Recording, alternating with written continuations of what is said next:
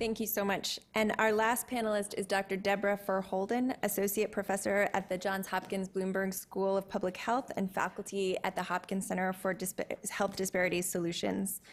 She's an epidemiologist with expertise in drug and alcohol dependence epidemiology and psychiatric epidemiology.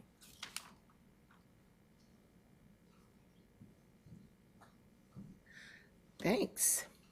So I think this was a great context and stage that got set. I'm going to jump right in and talk about a very specific example. There we go. I want to jump in and talk about a very specific example of sort of action-oriented research and sort of tell one of myself with some real lessons learned about some work that we've been doing in Baltimore. So I'm a drug and alcohol epidemiologist by training. And in Baltimore, we have two sort of big problems that face our community. So Baltimore has shrunk in size by about 1/3 from the 70s to now. We were a city of just under 1 million, and now we're a city of about 635,000. And when people left, there are two things that they didn't take with them. They didn't take their liquor stores, so we have lots of liquor stores. I call it the wetlands. And they didn't take their houses. So we've got a massive problem with vacant housing. And we know that the reason that this is relevant is because we know that there's a link between both blight as well as oversaturation of liquor stores and overall community health. And in a city like Baltimore, one of the major health problems that we face are issues around violence. So there's a strong substantiated link between alcohol outlet distribution and health. And multiple studies link alcohol outlets to not just increase alcohol consumption and the related health harms. That would be sort of the obvious thing, right? The more access you have to alcohol, the more people drink. The thing that I think is more important is that when you have a high saturation of alcohol outlets, it creates a certain climate and structural conditions that give rise to other kinds of incivilities besides drinking behavior. And the main one that we've been able to substantiate is increases in violent crime and occurrences of violence. So we undertook an initiative in Baltimore, and I'll talk about that. And we had a zoning rewrite. And that zoning rewrite created an opportunity to reduce what I'm going to term non-conforming off-premise alcohol outlets. And in short, non-conforming means in 1971, our elected officials and municipal officials had the insight and wisdom to say, we don't want liquor stores in residential communities and we don't want liquor stores next to schools. The thinking was that those places would naturally stave themselves off, the ones that were not in compliance with that new zoning code. Quite the contrary, a few additional ones snuck in, and then those people cornered the market because no new stores were able to come in to those communities. So they have an added incentive to not leave. I'm not going to go through this, but the point is, as a scientist, I always say I try to keep my white hat on and stick true to the science and make sure that that rigor is there. But there are several studies that show a relationship between both alcohol outlet proximity, so proximity to places where people live, work, and play, as well as density, the density of alcohol outlets, how many there are per population, and these negative outcomes, primarily violent crime. The reason that this is important, and I'm going to focus in on Baltimore, but I'll say that this research has relevance for many urban centers like Baltimore, is because not only is there great variation in both the density and proximity of alcohol outlets in Baltimore, but there's also substantial variations in crime, and those tend to overlay with the liquor stores. Why that's relevant? Because it also has a great impact on morbidity and mortality. And you could literally take these same maps, plot out every negative quality that you could think of, and these things will overlap. To give you another way to look at it, on the y-axis here are the 55 community statistical areas of Baltimore City. This area here, does this have a pointer on it? It looks like it does. I don't know how to turn it on. Yeah, so this is the area called Upton Druid Heights. So if you all remember the Freddie Gray incident that happened in Baltimore back in April, Freddie Gray's neighborhood is right here. He's in Southwest Baltimore, and Upton Druid Heights abuts up to this community. The average life expectancy here is 63.1, and Baltimore's healthiest neighborhood over here, which is Greater Roland Parks, average life expectancy is, oh, this is a little bit off. It's actually 82. So there's about a 20-year gap in life expectancy based solely on where you live. And these two communities are about 3.5 miles apart. So as a public health professional, I'm looking for what can we do upstream, what can we do structurally that will actually shape and influence these outcomes. Because if you think about it, most people don't have a say over where they live. People are born where they're born. You know, one of the things that's really interesting about Baltimore is you get generations and generations of people living in the same communities. And that's how people live. They rely on that social support and those networks, et cetera. And I think people should have the right to be in the communities that they choose to be in. But it's problematic when then it's got this massive inequality around health and well-being. So we have the data. We know that this stuff is happening. We know that there's a profound opportunity to make a difference in this particular area. But what's the big disconnect? Well, while the data are compelling, had been very little political will for change, and as such, there had been very little action. The other thing is money talks. You know, we started to present some of this to our local elected officials and some of our other non-elected but appointed officials, our health commissioner, our police commissioner, et cetera. And we found out that all but two of our city council people, including the city council president and the mayor, were taking money from the alcohol lobby. So they had a stake in not taking on this problem. And then the other big disconnect is that while communities wanted change, their efforts had been insufficient to promote the changes that they wanted to see. So we had little victories here and there, but globally, people just weren't coming together in ways that were productive. So a bunch of myself and a few of my colleagues got together at Hopkins, and we thought, you know, who can we be as researchers? Like, what is the role of the academic in this debate and in this problem? And so the first thing that we decided to do was to create a sense of urgency and really make a case for why now. So one of the approaches that we use is we conducted a health impact assessment, and I'll talk, oh, that's a typo, that should say 1,000. We conducted a health impact assessment, and we found out, which is a very potent public health tool. I hope somebody at this meeting will go into detail and talk about health impact assessments, because they really are a potent way to understand the health implications of policies before those policies get implemented, with the ultimate goal of designing policies with health in mind, or health in all policies. So out of the HIA, we realized that we could avert nearly 1,000 acts of violence with a simple 10% reduction in alcohol outlets in the city. We capitalized on some existing efforts. So the city hadn't had a zoning rewrite since 1971, and a bunch of folks came together and said, you know, given that we've shrunk in size, given that we have all these land use issues, it would serve us to sort of look at zoning, look at land use, and figure out how we need to change our zoning to sort of create the next stage for Baltimore. And then we also got a new health commissioner who came in and created Healthy Baltimore 2015, and she did that in 2011. And one of the things that the commissioner called for in Healthy Baltimore 2015 was a 15% reduction in alcohol outlet density, because she realized how impactful that could be on the health of the city. So we started to build some synergy and integrate with some ongoing efforts in the city.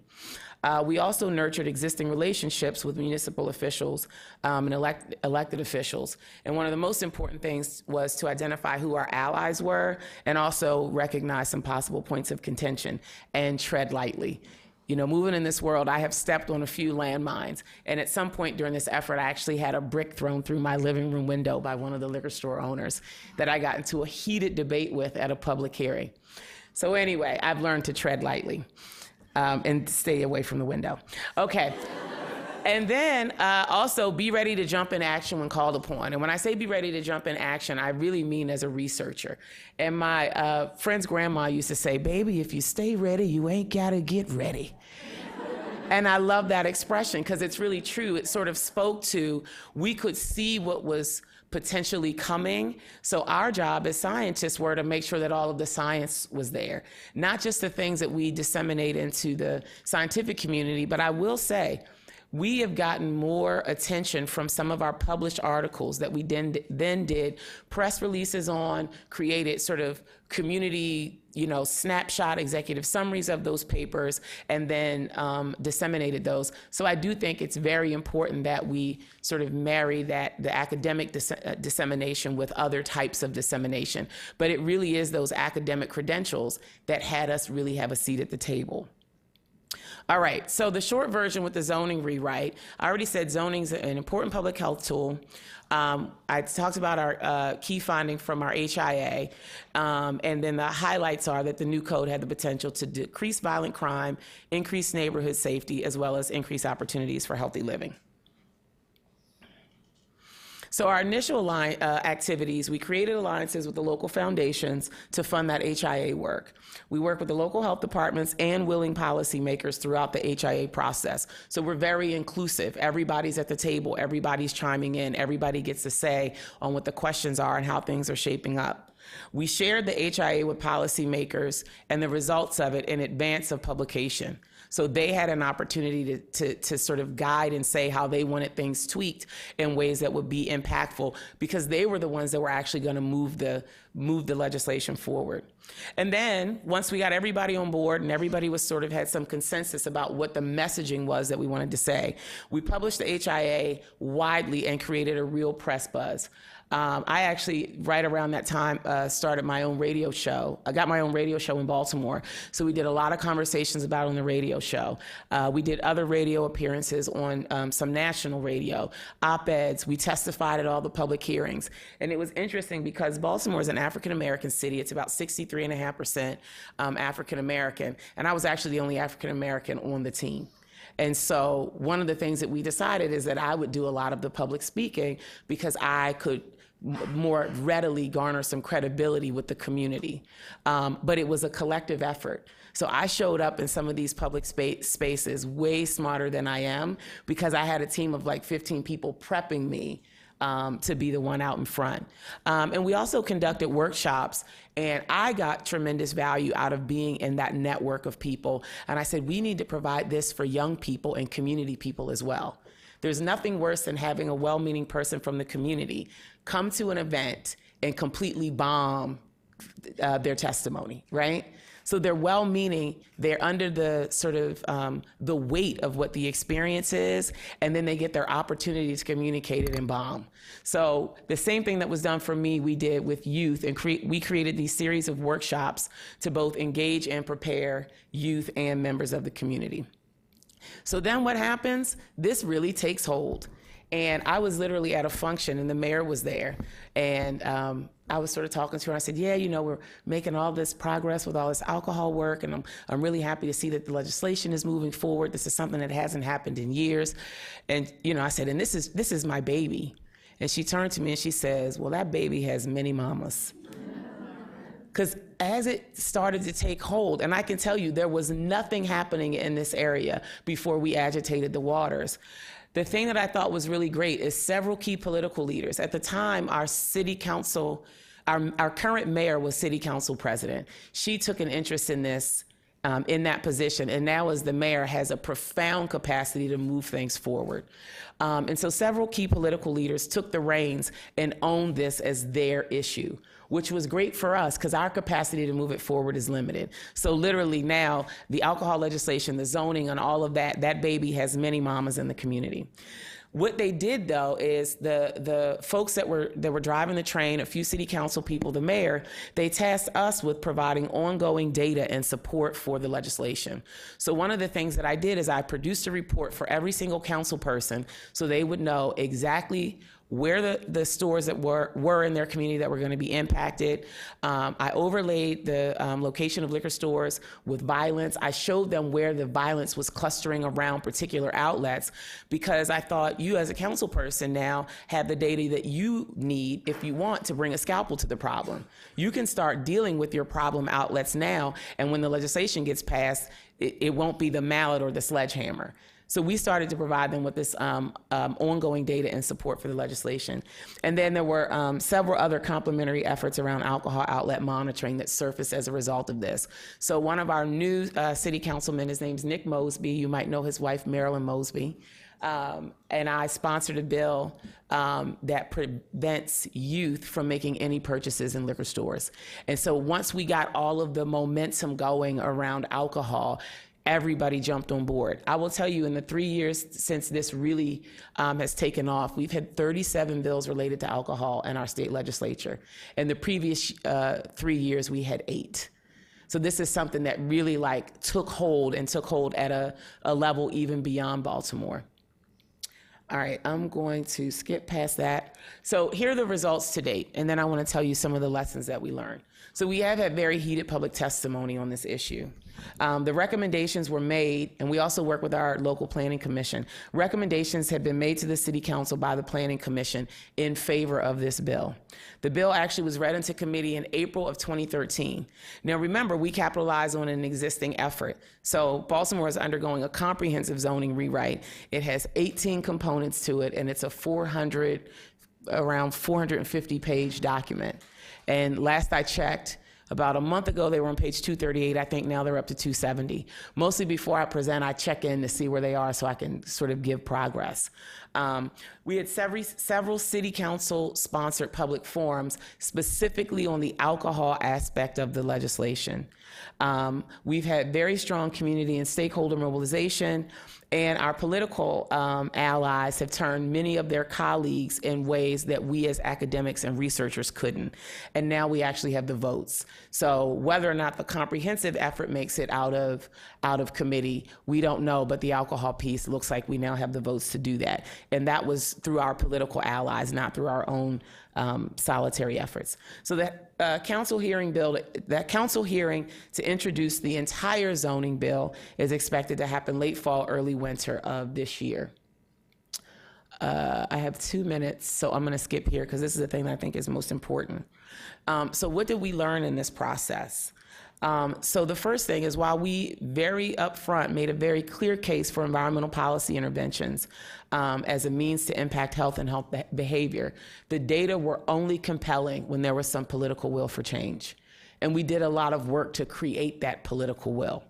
And that is something that I think that researchers undervalue and underestimate the role and the impact that we can have and that our research has. But it requires a particular intention. It doesn't happen by accident. Action-oriented research requires buy-in from multiple partners and multiple sectors. So we had to bring the business sector into this conversation. So when you go to some of the neighborhoods, there's one block in Park Heights, which is sort of one of the underserved communities in Northwest Baltimore. They literally have 4 liquor stores in 1 unit block. There's 4 liquor stores in 1 unit block. The only other kinds of businesses that you get on blocks like that are places that sell chicken boxes. They have a few of the Boost or no contract required mobile phone companies, which are known to be the preferred phones for drug markets, and tobacco shops. No one's going to put a daycare there.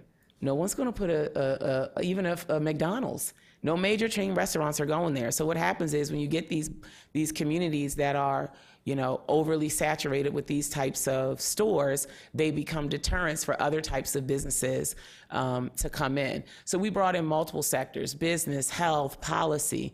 And I say that multiple stakeholders have to have some skin in the game. And one of the things that we did is we sort of served as a coordinating entity to bring those stakeholders to the table. Also, to capitalize on existing policy and public health efforts, researchers have to be connected to and knowledgeable about the landscape. Like I said, I stepped on a few landmines, and I think there are avenues for how to do that. I think Christina made a really great point.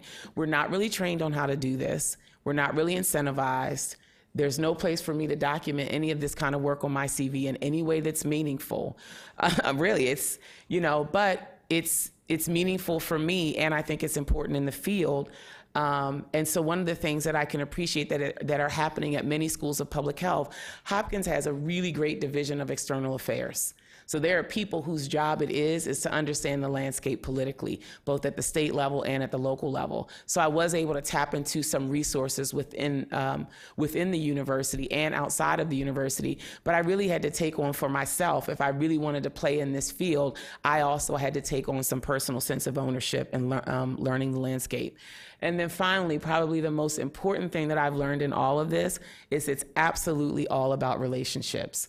Most of what we were able to do was the relationships that I had forged with my colleagues, the relationships that we forged with our political leaders, the relationships that we forged with the people from the health department. And so that's another thing that they also don't teach us about, and some of the quirky academic folks are not necessarily good at. That's it. Thanks.